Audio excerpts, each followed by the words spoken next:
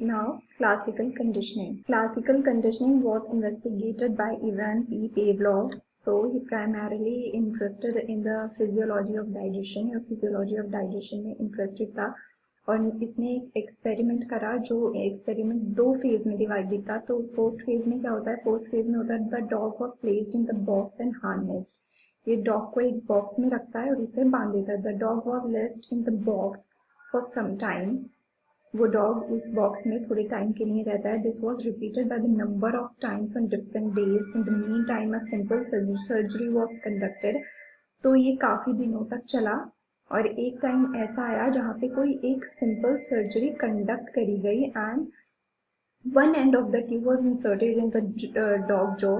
एक ट्यूब थी, उसका जो एक एंड था वो डॉग के जॉ में इंसर्ट करा गया, मतलब उसके मुंह में डाला गया and the other end of the tube was put in the measuring glass और जो दूसरा ट्यूब था वो मेजरिंग ग्लास में डाला गया। तो ये था हमारा फर्स्ट फेज। नाउ हमारा सेकंड फेज क्या था? हमारा सेकंड फेज था इसी एक्सपेरिमेंट का सेकंड फेज था कि the dog was kept hungry. Dog को भूखा रखा गया एंड प्लेस्ड इन हार्नेस। उस डॉग को भूखा रखा गया और हार्नेस से बांध के रखा गया with one end of the tube ending in the jaw and other and in the glass jar. जो हमने फर्स्ट फेज में करा था, एक ट्यूब उसके मुंह में थी और एक ट्यूब ग्लास जार में थी। तो उसके बाद क्या होता है, जब उसे बांध के रखा गया तो उसके बाद सेकंड फेज में होता है द बेल वॉज साउंडेड। एक बेल की आवाज आती है and immediately thereafter food was serve to the dog. तो जब बेल बजती है, बेल बजते ही डॉग को खाना दे दिया जाता है। The dog was allowed to eat it और डॉग को अलाउ कर दिया जाता है कि वो उसे खा ले। तो ये जो एसोसिएशन होता है between the bell and the food result in acquisition of a new response of the dog. ये जो एसोसिएशन था बेल और फूड के बीच में, मतलब बेल बजते ही खाना मिला, इसको क्या बोलेंगे? Acquisition of a response by the dog.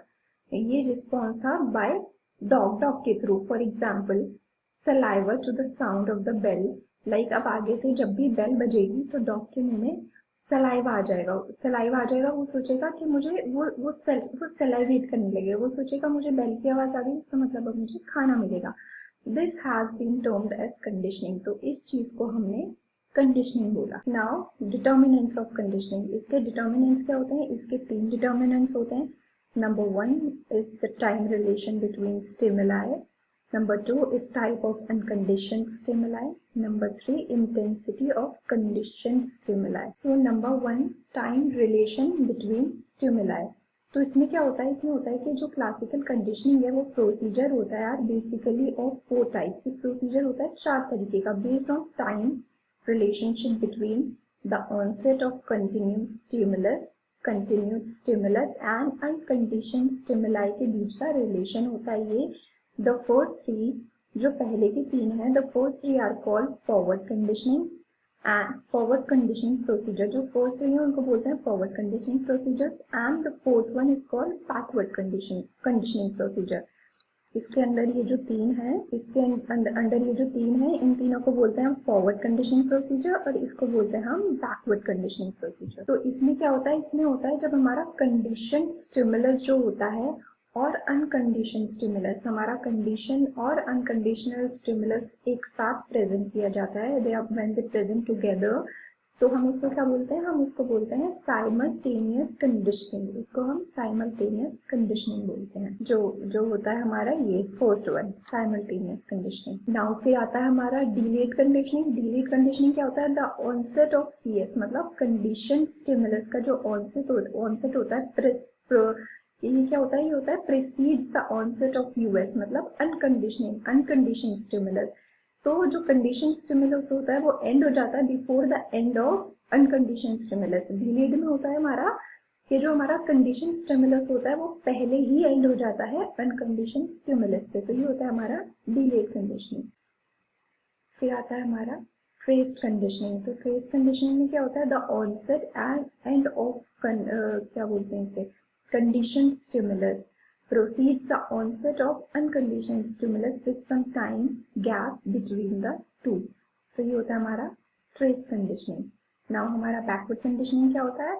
The unconditioned stimulus precedes the onset of क्या बोलते हैं, कंडीशन स्टिमुलस। जो हमारा अनकंडीशन स्टिमुलस होता है वो प्रिसीड्स कर जाता है ऑनसेट को किसके, कंडीशन स्टिमुलस के। तो ये होता है हमारा बैकवर्ड कंडीशनिंग। फिर आता है हमारा टाइप ऑफ अनकंडीशन स्टिमुलाई। तो हमारे जो अनकंडीशन स्टिमुलाई होता है ये क्लासिकल कंडीशनिंग के अंदर पढ़ा जाता है और ये दो टाइप के होते हैं। Number 1 is appetitive, number 2 is aversive. तो एपिटेटिव क्या होता है, appetitive these responses give satisfaction and pleasure. Appetitive क्या होते हैं, ये रिस्पॉन्सेज होते हैं जो क्या देते हैं हमें, जो हमें देते हैं सेटिस्फैक्शन और प्लेजर। एवर्सिव क्या होता है हमारा, एवर्सिव होता है हमारा अनकंडीशन स्टिमुलस जो होता है like noise, bitter taste, electric shocks, या लाइक आप ले लीजिए पेनफुल इंजेक्शन एक्सेट्रा। तो ये क्या होता है, ये होता है हार्मफुल होते हैं। And elicit avoidance and escape responses. ये स्केप रिस्पॉन्सेज होते हैं जिससे हम स्केप करना चाहते हैं। Painful responses, harmful responses. अब आते हैं हमारे इंटेंसिटी ऑफ कंडीशन स्टिमुलाई पे। ये कैसे इन्फ्लुएंस करता है, so this influences the course of both appetitive and aversive classical conditioning.